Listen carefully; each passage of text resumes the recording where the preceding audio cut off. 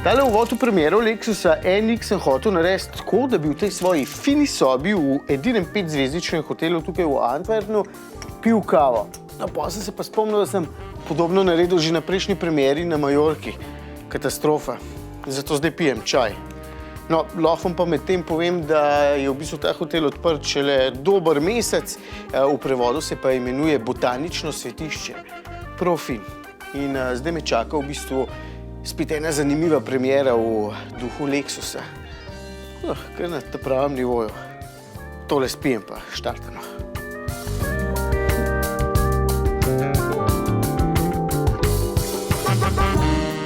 Pri Lexusu radi pokažejo, da so drugačni svojo celotno filozofijo.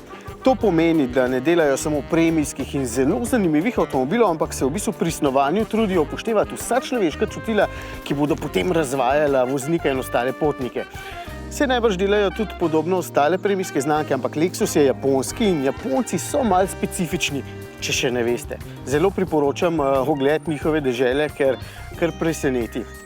In ravno zato znajo vse skupaj dvigati še na dosti višji nivo.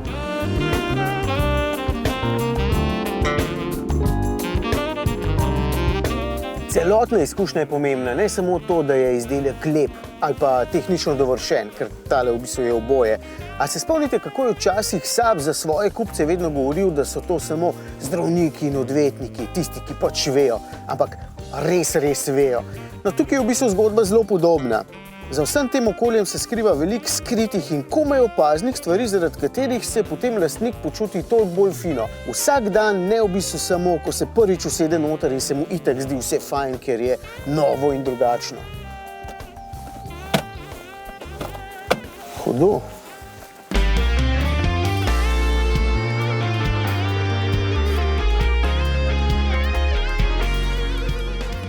NX je njihov najnovejši model, ampak to itak že veste, sicer pa hiternavolan.si, ker smo tam že zdavnej objavili premiero, ko smo bili na premierni vožnji. Tole je v tem segmentu trenutno eden najboljših predstavnikov. Dobro izgleda, znotraj je eno samo razkošje, sploh s takšnim 14-palčnim zaslonom in tehnološko je izjemno napreden. Pa motor je zelo dober, izberete lahko celo priključni hibrid z eno največjih baterij, in v bistvu težko mu karkoli oporekam. Pa pač Lexus je in z njim boste bolj posebni kot s katerokoli drugo premijsko znamko. Ok, tež še pride, zaenkrat v avto dovolj, ker sem v bistvu na destinaciji.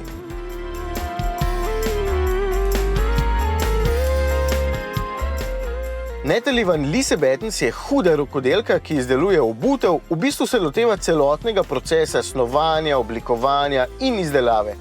Ni dovolj, da je mojstrica oblikovanja in združevanja materialov, temveč mora znati tudi prisluhniti željam strank in velikokrat celo sama ugotoviti, kaj si sploh želijo.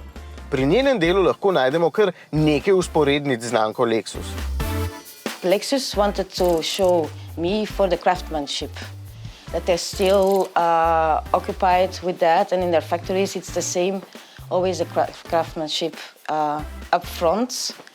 And the connection is also, I think, sustainability, because I'm doing slow fashion and they are working on the sustainability on the cars, which is important, because I think that in the fashion world we cannot continue living like we are, with overproducing, having a lot of waste. Zelo zanimivo, ampak me je kar zažejalo vse skupaj in čeprav je v tem avtu precej odlagalnih mest, mi tale voda ne diši. Zdaj sem od vsega tega ugodja precej razvajen in bi en koktejl, nekaj v smislu Lexusove filozofije omotenaši, ker atelje, kamor grem zdaj, v bistvu navdihuje Japonska.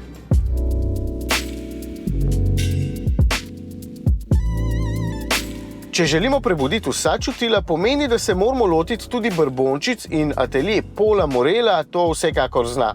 Ob izjemnih koktejlih smo lahko preizkušali še hrano, ki paše zraven, in odkrivali okuse, ki marsikomu do takrat niso bili poznani. Koktejli so fuzija različnih kultur, predvsem pa mešanica evropske in azijske. In seveda ne moramo mimo Antwerpna brez ogleda diamantov. Diamantni strokovnjaki morajo biti pri svojem delu izjemno natančni in pozorni do detajlov, enako kot Takumi, torej japonski rokodelski mojstri, ko izdelujejo končne detajle avtomobilov znamke Lexus. Hudiče v detajlih so rekli pri enem od zelo znanih filmov in pri diamantih so detajli še kako pomembni, mojstri brušenja pa se zato z vsakim posebej ukvarjajo okoli 2 tedna, ga brusijo, obračajo in skrbijo, da je končni izdelek sila fascinanten.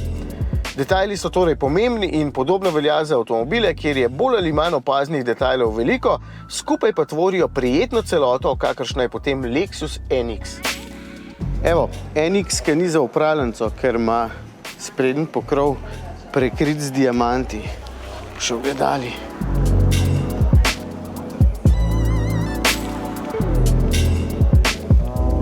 Sicer je pa samo v tej sobi, sploh ne vem, za nekaj milijonov diamantov v obliki surovih, obdelanih, takih, ki so že na prstanih, ogrlicah, zapestnicah in tako naprej. So še dobro, da moje ni tukaj.